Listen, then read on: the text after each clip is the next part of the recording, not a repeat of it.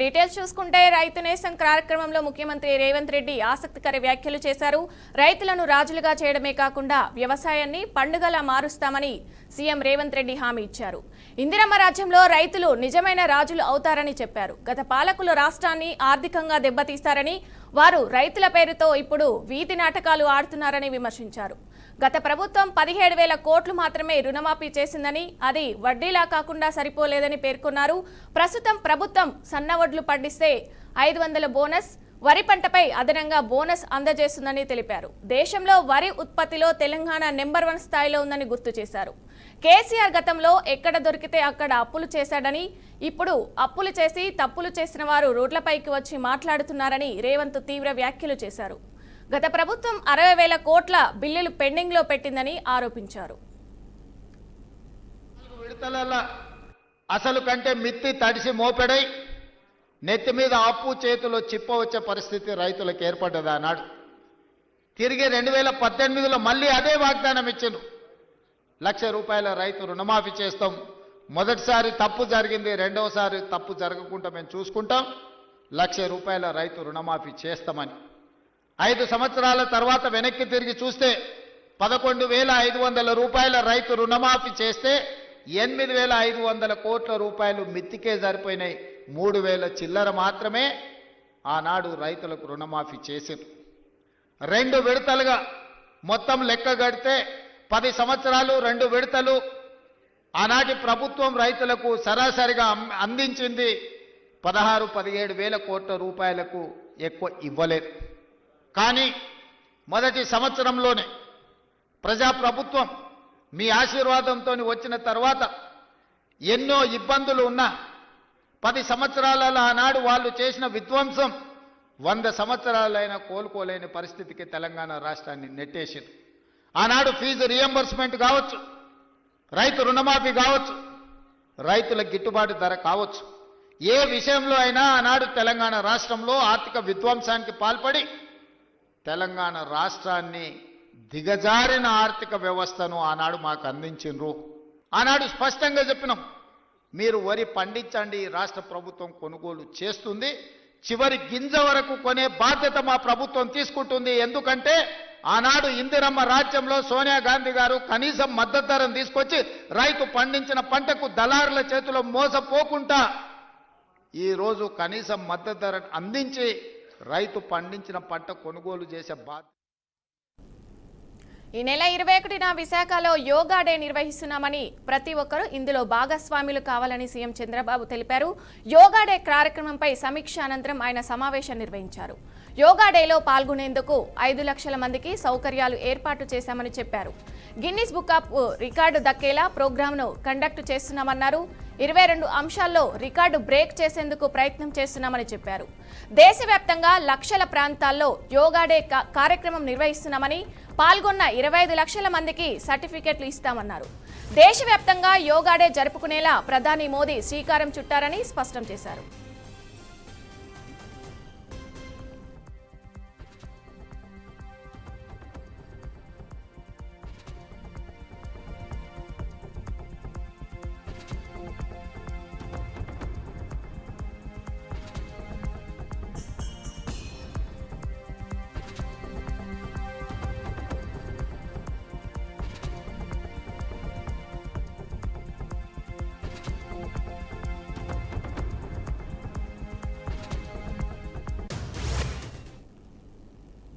Formula ఈ కేసులో ACB విచారణ అనంతరం బీఆర్ఎస్ నేత కేటీఆర్ మీడియాతో మాట్లాడారు. ఒక్క పైసా కూడా పోలేదని, ఒక్క రూపాయి కూడా తీసుకోలేదని స్పష్టం చేశారు. విచారణలో పనికిమాలిన ప్రశ్నలు తప్ప ఏమీ లేవని, అసెంబ్లీలో చర్చ పెట్టమంటే ముఖ్యమంత్రి రేవంత్ రెడ్డి పారిపోయారన్నారు. లైట్ డిటెక్టివ్ పరీక్షకు సైతం భయపడుతున్నారన్నారు. ప్రపంచంలోనే గొప్ప ప్రాజెక్టు కాళేశ్వరం అని కొనియాడిన కేటీఆర్ ఉదయం నుంచి తనను మద్దతుగా నిలిచిన వారికే ధన్యవాదాలు తెలిపారు. ఒకే ప్రశ్నను తిరిగి తిరిగి అడిగారని, అధికారులకు కూడా ఇదే చెప్పారని వివరించారు. ఇది లొట్టపీస్ కేసు, ఈయన ఒక లొట్టపీస్ ముఖ్యమంత్రి. ఏది కాదు వీళ్ళతోని ఏం చేయరాదు. పరిపాలన చేత కాదు, ప్రజలకిచ్చిన హామీలు నెరవేర్చే దమ్ము లేదు. అందుకే దద్దమ్మ రాజకీయంతో ఒక దద్దమ్మ రాజకీయంతో ఇవాళ తప్పించుకునే ప్రయత్నం చేస్తా ఉన్నారు. మొన్ననే మన నాయకుడు పెద్దలు తెలంగాణ సాధించిన నాయకుడు కేసీఆర్ గారిని కమిషన్ ముందుకు పిలిచిండు. అంతకుముందు హరీష్ రావు గారిని కమిషన్ ముందుకు పిలిచిండు. ఆయనకున్నదంతా ఒకటే షోకు, నేను నెల రోజులు జైలున్నా లుచ్చా పని చేసి వీళ్ళను కూడా పెట్టాలి ఒక కొన్ని రోజులు, అదొక్కటే ఆయన షోకు. ఆయనకున్న పైశాచికానందం అదొక్కటే. సాడిస్టులు ఉంటారు చూడు కొంతమంది, నాకు దక్కంది ఎవరికి దక్కద్దు అన్నట్టు, నాకు జరిగింది నీకు కూడా జరగాలన్నట్టు ఆయన ఎట్టి పరిస్థితిలో కొన్ని రోజులు జైల్లో పెడదామన్నది ఆయన షోకు. అందుకే నేను ఇలా అధికారులకు కూడా చెప్పిన, మీకు పైకి వెళ్ళి రావచ్చు ఆదేశాలు, ఇప్పటికే దబ్బన వస్తే పెడితే పెట్టుకోర్ర పోయి ఏముంది, మీరు పంపితే కూడా 15 రోజులు పోయేస్తా, ఏమున్నది మంచిగా రెస్ట్ తీసుకొని వస్తా అని చెప్పిన. ఇప్పుడు కూడా మళ్ళీ చెప్తున్నా, తప్పు చేయలేదు, తలదించుకునే పని ఎంత మాత్రం చేయలేదు. తెలంగాణ ప్రతిష్టను పెంచే పని చేసినాం, తెలంగాణ ప్రతిష్టను ఆకాశం స్థాయికి తీసుకుపోయే పని చేసినాం తప్ప తప్పు చేయలేదు. అది కాళేశ్వరం ప్రాజెక్టు కావచ్చు, ఫార్ములా ఈ కావచ్చు, ప్రపంచంలోనే అతిపెద్ద లిఫ్ట్ ఇరిగేషన్ ప్రాజెక్టు కాళేశ్వరం. అందులో చేయని తప్పుకు ఇవాళ కేసీఆర్ గారిని హరీష్ రావు గారిని పిలిచి వాళ్ళని అక్కడ ఇబ్బంది పెట్టే ప్రయత్నం, మన నాయకులు కార్యకర్తల ఆత్మస్థైర్యం దెబ్బతీసే ప్రయత్నం అక్కడ కమిషన్ ముందు. ఇక్కడ ఏసీబీ అని పెట్టి మరి ఇక్కడేదో జరిగిపోయిందని చెప్పి ఏ కరప్షన్ జరగని ఒక కేసులో యాంటీ కరప్షన్ బ్యూరోని ఇన్వాల్వ్ చేసి మా ఆర్ఎస్ ప్రవీణ్ అని చెప్పిండు, నా చరిత్రలో ఇంతకంటే తుపేల్ కేసు నేను ఎప్పుడు చూడలే, 26 ఏళ్ళు ఐపీఎస్ అధికారిగా పనిచేసిన ఇంతకంటే తుపేల్ కేసు నా జీవితంలో చూడలేదని చెప్పి వారు కూడా చెప్పినారు. అంటే ఇట్లాంటి కేసులు పెట్టి ఏదో సాధిస్తాను రేవంత్ రెడ్డి గారు అనుకుంటున్నాడు. నేను రేవంత్ రెడ్డికి చెప్పేది ఒకటే, నా మీద ఇప్పటికే 14 కేసులు పెట్టినావు, ఇంకో 1400 కేసులు పెట్టుకో, అవసరమైతే జైల్లో పెట్టుకో, ఏమన్నా చేసుకో, భయపడేది లేదు. అందుకే నేను మొన్న చెప్పిన. మాజీ మంత్రి పెర్ని నానికి బిగ్ షాక్ తగిలింది. అనూహ్యంగా 2019 కేసు తెరపైకి వచ్చింది. ఈ కేసులో ఆయనకు వారెంట్ జారీ అయింది. 2019లో టీడీపీ కార్యకర్తలు చందు, శ్రీహర్షపై కృష్ణా జిల్లా మచిలీపట్నంలో పెర్ని నాని కేసు నమోదు చేయించారు. అయితే ఈ కేసులో ఆయన సాక్షిగా ఉన్నారు. కానీ ఈ కేసులో ఒక్కసారి కూడా ఆయన కోర్టుకు హాజరు కాలేదు. దీంతో తమ ఎదుట హాజరు కావాలని పలుమార్లు కోర్టు ఆదేశాలు జారీ చేసింది. అయినా సరే పెర్ని నాని కోర్టుకు హాజరు కాలేదు. 3 సార్లు వాయిదా వేసినా కానీ హాజరు కాకపోవడంపై కోర్టు సీరియస్ అయింది. ఇందుకు సంబంధించి వారెంట్ జారీ చేసింది.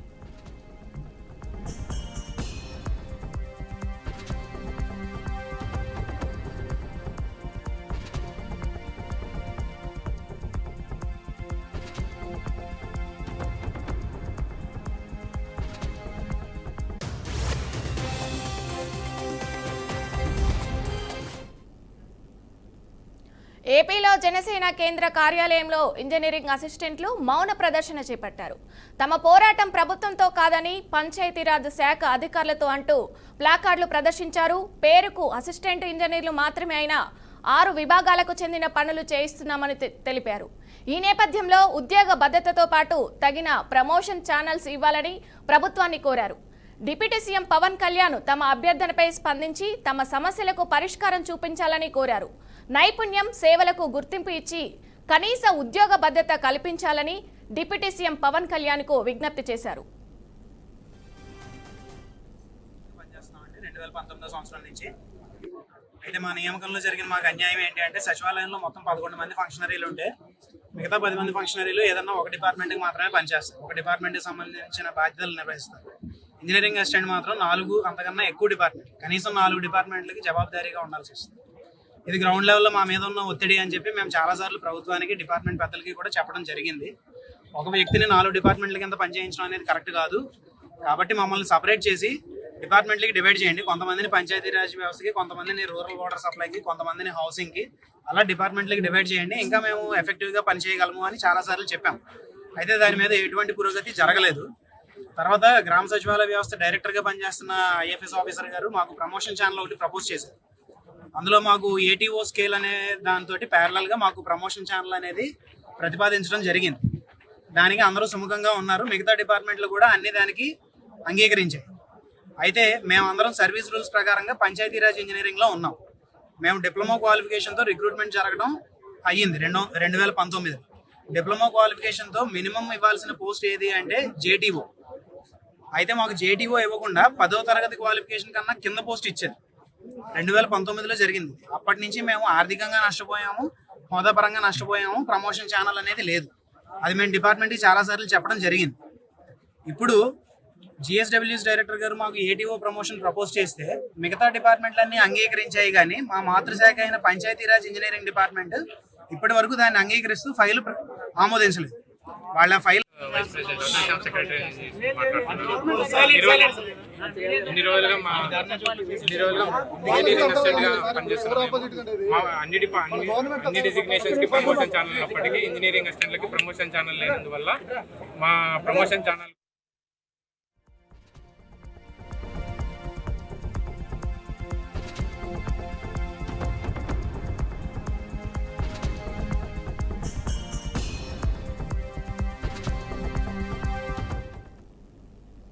సీనియర్ జర్నలిస్టు కొమ్మినేని శ్రీనివాసరావు గుంటూరు జిల్లా జైలు నుంచి విడుదలయ్యారు. అమరావతి మహిళపై అనుచిత వ్యాఖ్యల కేసులో ఆయనకు సుప్రీంకోర్టు బెయిల్ మంజూరు చేసింది. దీంతో జైలు నుంచి ఆయన తాజాగా విడుదలయ్యారు. కాగా బెయిల్ మంజూరు సమయంలో కొమ్మినేనికు సుప్రీంకోర్టు పలు సూచనలు చేసింది. మహిళలను కించపరిచేలా మరోసారి చేయొద్దని తెలిపింది. ఇక బెయిల్కు సంబంధించి అన్ని విషయాలు ట్రయల్ కోర్టు చూసుకుంటుందని ధర్మాసనం తెలిపింది. అయితే జర్నలిస్టు కొమ్మినేనిపై పోలీసులు అక్రమంగా కేసులు పెట్టారని మాజీ మంత్రి అంబటి ఆరోపణలు చేశారు. తాము అధికారంలోకి వచ్చిన తర్వాత వారిపై చర్యలు తీసుకుంటామని హెచ్చరించారు. కొమ్మినేని శ్రీనివాస్ గారు ఈరోజు విడుదల కావడం జరిగింది గుంటూరు సబ్ జైలు నుంచి. 13వ తారీఖున సుప్రీంకోర్టులో సుదీర్ఘమైన వాదనల తర్వాత సీనియర్ జర్నలిస్ట్ అయినటువంటి కొమ్మినేని శ్రీనివాస్ గారికి సుప్రీంకోర్టు బెయిల్ మంజూరు చేయడం జరిగింది. అయితే శుక్రవారం సాయంత్రం లేట్ అవటం వల్ల, శని ఆదివారాలు సెలవు దినాలు అవటం వల్ల ఈరోజు ఆయన సబ్ జైలు నుంచి రిలీజ్ కావటం జరిగింది. మీ అందరికీ తెలుసు ఈ కేసు యొక్క పూర్వపరాలు. 6వ తారీఖున కొమ్మినేని లైవ్ డిబేట్ లో కృష్ణరాజు గారు మాట్లాడిన మాటలకు 8వ తారీఖున కేసు బుక్ చేసి తుళ్ళూరు పోలీసులు కేసు బుక్ చేశారు. ఎంత విచిత్రమైన కేసు అంటే ఎస్సీ ఎస్టీ అట్రాసిటీస్ యాక్ట్ కూడా దానిలో పెట్టి ఆయన్ని 9వ తారీఖున వెళ్లి అరెస్ట్ చేసి 10వ తారీఖున రిమాండ్ కు పంపించడం జరిగింది. ఇది చాలా దురదృష్టకరమైనటువంటి పరిణామం. కొమ్మినేని శ్రీనివాస్ గారి గురించి నేను ప్రత్యేకంగా చెప్పవలసిన అవసరం లేదు, కానీ 2 మాటలు గుర్తు చేయవలసినటువంటి అవసరం ఉన్నది. మోస్ట్ సీనియర్ జర్నలిస్ట్ ఆంధ్రప్రదేశ్ లో అనేకమైన పుస్తకాలు రచించినటువంటి వ్యక్తి, ఈనాడు ఆంధ్రజ్యోతుల్లో పనిచేసినటువంటి వ్యక్తి, అనేకమైన టీవీ ఛానల్స్ లో ఆయనకు ఒక ప్రత్యేకమైనటువంటి లైవ్ డిబేట్లు నిర్వహించినటువంటి వ్యక్తి, చాలా పాపులర్ వ్యక్తి. ఒక భాష మాట్లాడాలన్నా 10 సార్లు ఆలోచించుకొని మాట్లాడేటటువంటి వ్యక్తి. అలాంటి వ్యక్తి మీద కక్ష గట్టి ముఖ్యంగా నారా చంద్రబాబు నాయుడు గారు, తెలుగుదేశం ప్రభుత్వం, కూటమి ప్రభుత్వం చంద్రబాబు నాయుడు గారిని ఆయన సపోర్ట్ చేయటం లేదని, అనేక సందర్భాల్లో విమర్శిస్తున్నాడనేటువంటి ఉద్దేశంతో ఆయన మీద ఇప్పటి నుంచో కక్ష పెట్టుకున్నారు. ఎన్టీవీలో పనిచేసేటప్పుడు ఆయన ఎన్టీవీ నుంచి బయటకు వచ్చేంత వరకు కూడా ఎన్టీవీ మీద ఒత్తిడి తీసుకొచ్చారు. గత్యంతరం లేని పరిస్థితుల్లో ఎన్టీవీ నుంచి బయటకు వచ్చినటువంటి కొమ్మినేని శ్రీనివాస్ గారు సాక్షిలో జాయిన్ అయ్యి అప్పటి నుంచి ఇప్పటి వరకు లైవ్ షో కండక్ట్ చేశారు. 9 నుంచి 6వ తారీఖు వారం రోజుల పాటు. సరే, మా బోటోళ్ళం అంటే న్యాయవాదులుగా ఉన్నాము, పైగా పొలిటీషియన్స్ గా ఉన్నాము, మాకు సంగతి సరే, కానీ ఒక జర్నలిస్ట్, చీమకి కూడా హాని చేయనటువంటి జర్నలిస్ట్, కలం మీద ఆధారపడి పనిచేస్తున్నటువంటి జర్నలిస్టు వారం రోజుల పాటు జైల్లో ఉండటం అంటే నాకు కాస్త బాధేసిందని. ఇంత మానసికంగా వేధించవలసిన అవసరం ఎందుకు వచ్చిందో చంద్రబాబు నాయుడు గారికి నాకు అర్థం కావటం అలా. అంతేకాదు, మీరు గమనించవలసిన అంశం ఏంటంటే, సరే తప్పు జరిగిందని వారు భావించారు. ఎవరు? చంద్రబాబు నాయుడు గారు, లోకేష్ గారు భావించారు. వారి చేతుల్లో పోలీసులు ఉన్నారు. పోలీసులు ఉంటే కేసు పెట్టించారు. That is a false case. SC ST atrocities వేయటం వల్ల ఫాల్స్ కేసు అని అర్థం అవుతుంది. ఈ ప్రొసీజర్ ఇలా జరుగుతూ ఉంటే మళ్ళా తెలుగుదేశం కార్యకర్తల్ని, అమరావతి కార్యకర్తల్ని రెచ్చగొట్టి దాడులు చేసే కార్యక్రమం చేశారు. ఆయన మీద దాడులు, కృష్ణరాజు గారి మీద దాడులు, ఇప్పుడు దాడులు పోలీస్ కస్టడీలో ఉన్నప్పుడు దాడి చేయడానికి ప్రయత్నం చేయటం ఎంత దురదృష్టం అండి, ఎంత అరాచకం అండి ఇది. దీంతో పాటు ఉత్తరప్రదేశ్ హార్దోయ్ జిల్లా బిల్గ్రామ్ కొత్వాలి పరిధిలోని సాండీ రోడ్ వద్ద ఉన్న పెట్రోల్ పంపులో ఆదివారం చోటు చేసుకున్న ఘటన తీవ్ర కలకలం రేపుతుంది. కారు నుండి దిగమని కోరినందుకు పెట్రోల్ పంపు ఉద్యోగిపై ఓ యువతి నేరుగా రివాల్వర్ గురిపెట్టి బెదిరించింది. కారులో సిఎన్జి నింపుతుండగా భద్రతా నియమాల ప్రకారం అందులో కూర్చున్న వారు దిగాలని పంపు ఉద్యోగి కోరాడు. అందుకు ఆ మహిళ నిరాకరించడంతో సిఎన్జి నింపేందుకు ఉద్యోగి నిరాకరించాడు. దాంతో సురేష్ ఖాన్ అలియాస్ అరిబా కారులోంచి రివాల్వర్ తీసి ఉద్యోగి ఛాతిపై గురిపెట్టి బెదిరించిందని సమాచారం. ఈ ఘటనపై రజనీష్ కుమార్ ఇచ్చిన ఫిర్యాదు మేరకు పోలీసులు నిందితులైన యువతిని, ఆమె తండ్రిని అదుపులోకి తీసుకున్నారు. వారి వద్ద నుండి లైసెన్సు కలిగిన రివాల్వర్ను స్వాధీనం చేసుకున్నారు. కేసు నమోదు చేసి పోలీసులు దర్యాప్తు కొనసాగిస్తున్నారు.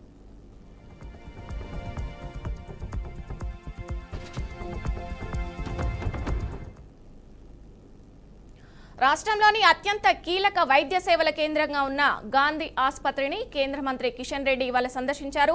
ఇటీవల దేశవ్యాప్తంగా కరోనా కేసులు మళ్లీ పెరుగుతున్న నేపథ్యంలో ప్రధానమంత్రి నరేంద్ర మోదీ ఆదేశాల మేరకు తెలంగాణ నోడల్ ఆసుపత్రిగా ఉన్న గాంధీ ఆసుపత్రిలో ఏర్పాట్లను పరిశీలించారు. కరోనా సమయంలో ఏర్పాట్లు చేసిన ఆక్సిజన్ ప్లాంట్లను పరిశీలించిన అనంతరం వివిధ విభాగాలలో రోగులు ఎదుర్కొంటున్న సమస్యలను అడిగి తెలుసుకున్నారు. అందుతున్న వైద్య సేవలపై ఆసుపత్రి సిబ్బందిని ప్రశ్నించారు. పారిశుద్ధ్యం, డ్రైనేజీ నిర్వహణలో లోపాలు ఉండకుండా తగిన జాగ్రత్తలు తీసుకోవాలని అధికారులను ఆదేశించారు. తెలంగాణ రాష్ట్రంలో హాస్పిటల్ అయినటువంటి గాంధీ హాస్పిటల్ ఈరోజు నా పార్లమెంట్ కాన్స్టిట్యున్సీలో పరిధిలో ఉన్న సందర్భంగా విజిట్ చేయడం జరిగింది. హాస్పిటల్లో అనేక రకాల సౌకర్యాలు ఇచ్చేటువంటి ప్రయత్నం కూడా జరుగుతుంది. ముఖ్యంగా ప్రధానమంత్రి గారు మీ నియోజకవర్గాల్లో ఉన్నటువంటి ప్రభుత్వ ఆసుపత్రులన్నీ కూడా విజిట్ చేయాలని చెప్పి ప్రధానమంత్రి గారు స్వయంగా ఆదేశించారు. ఎందుకంటే కరోనాకు సంబంధించినటువంటి పాజిటివ్ కేసులు దేశంలో పెరుగుతున్న నేపథ్యంలో ఒకసారి హాస్పిటల్ మేనేజ్మెంట్ను, హాస్పిటల్ సిబ్బందిని అందరిని కూడా కరోనా విషయంలో అలర్ట్ చేయాలి. కరోనా ప్రోటోకాల్ విషయంలో కొంత అందరూ కూడా మళ్ళీ జ్ఞాపకం చేయాలనే దృక్పథంతో ప్రధానమంత్రి ఆదేశించారు. ఈరోజు ఇక్కడ కూడా వివిధ డివిజన్స్, వివిధ ఆసుపత్రుల్లో ఉన్నటువంటి విభాగాలను కూడా స్థానికంగా ఉన్నటువంటి శశిరెడ్డి గారు, శ్యామ్ సుందర్ గౌడ్ గారు, స్థానికంగా ఉన్నటువంటి సూపరింటెండెంట్ గారు, ఆర్ఎంఓ గారితో కలిసి విజిట్ చేయడం జరిగింది. హాస్పిటల్లో సౌకర్యాల విషయంలో ఇక్కడ వచ్చినటువంటి పేషెంట్స్ కూడా అడిగి తెలుసుకోవడం జరిగింది. సూపరింటెండెంట్ గారితో కలిసి కొంతసేపు జగిత్యాల పట్టణంలోని నవదుర్గ అమ్మవారి ఆలయంలో 2వ వార్షికోత్సవం సందర్భంగా జరిగిన కార్యక్రమంలో ఎమ్మెల్సీ కల్వకుంట్ల కవిత పాల్గొన్నారు. స్థానిక మహిళలతో కలిసి సాంప్రదాయబద్ధంగా కుంకుమ పూజ నిర్వహించారు. ఈ నేపథ్యంలో కాంగ్రెస్ ప్రభుత్వంపై తీవ్ర విమర్శలు చేశారు. అసెంబ్లీ ఎన్నికల సమయంలో కాంగ్రెస్ ఇచ్చిన హామీలు ఒక్కటి నెరవేర్చలేదని విమర్శించారు. ప్రజలను మోసం చేసిన కాంగ్రెస్ ప్రభుత్వంపై నిరంతరం ప్రశ్నించినందుకే కేసీఆర్, కేటీఆర్, హరీష్ రావులపై నోటీసులు జారీ చేస్తూ వేధింపులకు పాల్పడుతుందని మండిపడ్డారు. చేసుకొని అమ్మవారి వార్షికోత్సవం అని చెప్పి ఇక్కడికి రావడం జరిగింది. మరి 16వ తారీఖు నాడు ఇవాళ అమ్మవారి దయ వల్ల జగిత్యాల ప్రజలు, తెలంగాణ ప్రజలందరూ కూడా బాగుండాలని మనస్ఫూర్తిగా కోరుకుంటున్నాం. టీఆర్ఎస్ హయాంలో ఎప్పుడైనా కూడా ఆధ్యాత్మికతకు ప్రాధాన్యతనిస్తూ అన్ని రకాల కార్యక్రమాలు చేసే ప్రయత్నం చేస్తున్నాం. అందులో భాగంగా మా టీఆర్ఎస్ పార్టీ ఎంపీ అయినటువంటి దామోదర్ రావు గారు 90 లక్షల రూపాయలు నవదుర్గ సేవా సమితికి విరాళంగా మన ఎంపీ లాడ్స్ నుంచి ఇవ్వడం జరిగింది. అట్లానే మా తొలి చైర్మన్ గారు దావా వసంత గారు కూడా వారి ఫండ్స్ నుంచి వారు ఉన్నప్పుడు ఒక 10 లక్షల రూపాయలు పెట్టడం జరిగింది. అదేవిధంగా మరి చాలా మంచి కార్యక్రమాలు చేస్తున్నటువంటి సేవా సమితికి మద్దతుగా నిలబడాలని మేమందరం కూడా ఇవాళ వార్షికోత్సవ కార్యక్రమాల్లో పాల్గొనడం జరుగుతూ ఉన్నది. మరి ఇదంతా సందర్భం ఒకటి జరుగుతూ ఉంటే రాష్ట్రంలో ఇవాళ మరి రైతన్నలంతా కూడా ఎదురు చూస్తున్నారు. ఎప్పుడెప్పుడు మాకు రైతు భరోసా వస్తుందని ఎదురు చూస్తున్నారు. ఈ కాంగ్రెస్ ప్రభుత్వం వచ్చినప్పటి నుంచి కేవలం ఒక్కసారి రైతు భరోసా ఇచ్చింది తప్పితే ఇంకా ఎప్పుడు కూడా ఇచ్చినటువంటి దాఖలాలు లేవు. మరి 3 ఎకరాల వాళ్ళకే ఇస్తారా, ఆ పైన ఇస్తారా, ఇయరా, ఇస్తే ఎప్పుడు ఇస్తారు? మరి పోయిన సీజన్లో పెండింగ్ పడ్డ వాళ్ళకు ఈ సీజన్లో ఆ బకాయిలను ఇస్తారా? మరి ఈ సీజన్లోనన్నా కరెక్ట్గా 100% మరి రైతు బంధు ఇస్తారా అనేటటువంటి విషయాన్ని ప్రభుత్వం ఎవరు కూడా చెప్పడం లేదు. మరి ఆ అంశాలన్నీ ప్రజలు ఇవాళ అడుగుతున్నారు. 2500 రూపాయలు ఎప్పుడు ఇస్తారు, మాకు పెన్షన్లు ఎప్పుడు ఇస్తారు, మీరు ఇచ్చినటువంటి హామీలన్నీ ఎప్పుడు ఇస్తారు, విద్యా భరోసా కార్డు ఎప్పుడు ఇస్తారని చెప్పి విద్యార్థులు ఉద్యోగులు అందరూ అడుగుతున్నటువంటి సందర్భం. జాబ్ క్యాలెండర్లు వేస్తామని చెప్పి విద్యార్థుల్ని మోసం చేసి యువతను మోసం చేసి అధికారంలోకి వచ్చినటువంటి కాంగ్రెస్ పార్టీ మీద ముఖ్యమంత్రి గారి మీద ఒత్తిడి పెరుగుతున్నటువంటి సందర్భంలో భరించలేక రోజు ఒక కొత్త డ్రామా కాంగ్రెస్ పార్టీ చేస్తుంది. ఒకసారి కేసీఆర్ గారికి కాళేశ్వరం మీద నోటీసు, ఇంకొక రోజు హరీష్ రావు గారికి నోటీసు, ఇంకొక రోజు ఇంకొక సీనియర్ నాయకుడికి నోటీసు, ఇవాళ మరి కేటీఆర్ గారికి మరి నాకు తెలిసి ఇది 5వ 6వ నోటీసు ఇవ్వడం, ఒకటి నోటీసులు ఇచ్చిన ప్రతిసారి ప్రతి ఒక్కరు ఏదో ఒకటి మాట్లాడి మొత్తానికి ప్రజా సమస్యల నుంచి దృష్టి మరల్చాలే, వాళ్ళు పబ్బం కట్టుకోవాలని చూస్తున్నటువంటి సందర్భాన్ని మనం గమనిస్తున్నాం. నేను ఈ వైఖరిని తీవ్రంగా ఖండిస్తూ ఉన్నాను. మేము ఎప్పుడో చెప్పినాం, నోటీసులు ఇస్తే పోతాం, జవాబిస్తాం, మేమేం తప్పు చేసింది లేదని మా పార్టీ తరఫు నుండి మా నాయకులందరూ కూడా అన్ని సందర్భాల్లో కూడా చెప్పినటువంటి విషయం మీ అందరికీ తెలిసిందే.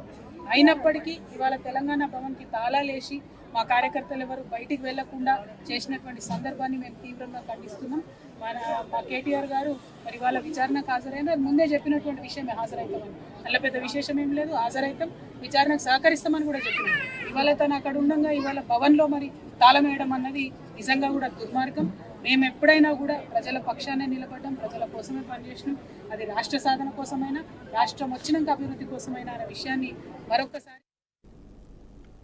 ఫార్ములా ఈ కార్ రేసు కేసులో ఏసీబీ విచారణకు హాజరైన కేటీఆర్ జైలు వ్యాఖ్యలపై రాష్ట్ర మంత్రి సీతక్క ఆసక్తికరంగా స్పందించారు. కేటీఆర్కు జైలుకు వెళ్లాలని ఆసక్తిగా ఉన్నట్లు కనిపిస్తుందని, అందుకే ముఖ్యమంత్రి రేవంత్ రెడ్డిని రెచ్చగొడుతున్నారని ఆమె విమర్శించారు. కల్వకుంట్ల కవిత జైలుకు వెళ్లిన తర్వాత బీసీ ఎజెండా పట్టుకున్నట్లు ఇప్పుడు కేటీఆర్ కూడా ఏదైనా ప్రణాళిక కోసం జైలుకు వెళ్లాలని భావిస్తున్నారేమోనని సెటైర్ వేశారు. కేటీఆర్ మాటల్లో పొగరు కనిపిస్తుందని, తోడేళ్లలా దోచుకొని ఇప్పుడు వినయంగా నటిస్తున్నారని సీతక్క మండిపడ్డారు. ఎందుకంటే ఒక ఉమ్మడి నిర్ణయం ఉంటది కాబట్టి కేబినెట్ లో డిస్కస్ చేసే మీకు చెప్తాను. అనేక సందర్భాల్లో మీడియా సోదరులకు పంచాయతీ ఎన్నికలకు సంబంధించి అడిగినప్పుడు అనేక సందర్భాల్లో మా కేబినెట్ నిర్ణయం ప్రకారం చెప్తామని చెప్పేది.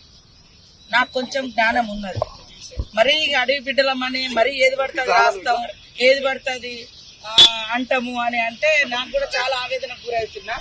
ఆ రోజు వెంటనే మేము రిజైన్ అంటే రిప్లై కూడా ఇచ్చినామా. నేనేమన్నా అంటే మా కార్యకర్తల మీటింగ్ లో నెల 2 నెలల రావచ్చు ఎలక్షన్స్, కానీ ఏదైనా ఒక స్పష్టత రావాలంటే ఒక 4-5 రోజులలో, వారం రోజులలో చెప్తాము అని. ఎందుకంటే అప్పుడు క్యాబినెట్ ఏ రోజు అనేది నాకు ఇంకా క్లారిటీ లేదు. ఎందుకంటే ఒక ఉమ్మడి నిర్ణయం ఉంటది కాబట్టి.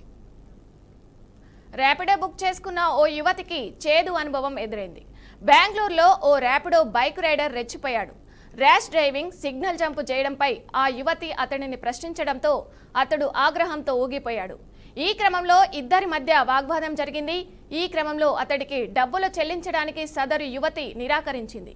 ఈ తరుణంలోనే ర్యాపిడో బైక్ రైడర్ సదరు యువతిని బలంగా చెంపదెబ్బ కొట్టడంతో ఆమె ఒక్కసారిగా కింద పడిపోయింది. ఈ ఘటనకు అక్కడ ఉన్నవారు చూస్తున్నవారు తప్ప ఎవ్వరూ ఆపలేదు. ఈ నెల 14న జయనగర్ ప్రాంతంలో ఈ ఘటన చోటు చేసుకుంది. ఆలస్యంగా వెలుగులోకి వచ్చిన ఈ ఘటనకు సంబంధించిన వీడియో ప్రస్తుతం సోషల్ మీడియాలో వైరల్ అవుతుంది. ఈ సంఘటనపై బాధితులు పోలీస్ స్టేషన్లో కేసు ఫిర్యాదు చేశారు. దీంతో కేసు నమోదు చేసిన పోలీసులు దర్యాప్తు చేపట్టారు.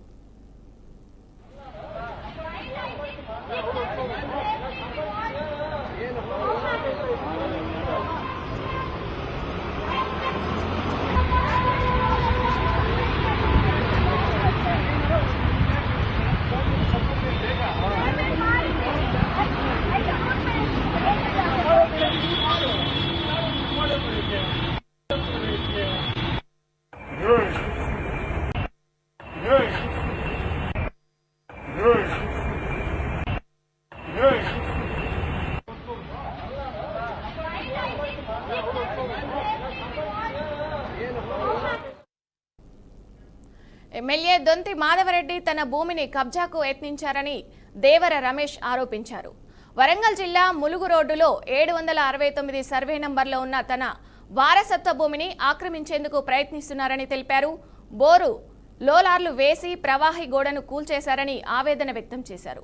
కోర్టు ఇప్పటికే తనకు అనుకూలంగా తీర్పు ఇచ్చిందని, అయినా తప్పుడు పత్రాలతో మళ్లీ కబ్జాకు ప్రయత్నిస్తున్నారని మండిపడ్డారు. అధికారులు ఎమ్మెల్యేల నుంచి తన భూమిని రక్షించాలని విజ్ఞప్తి చేశారు.